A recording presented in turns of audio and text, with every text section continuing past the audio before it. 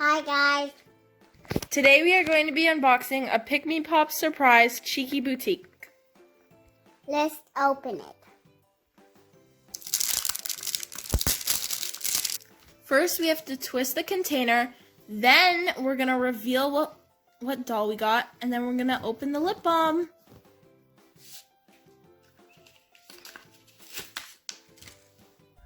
The color we got is utterly beautiful. Now let's twist it open to reveal our doll.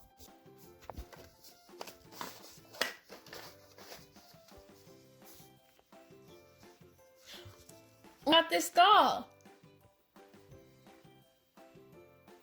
We're gonna look for her name in the collector's guide.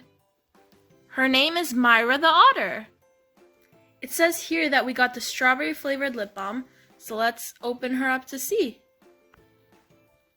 Now let's open her. The lip balm is a really nice red color. It smells really good.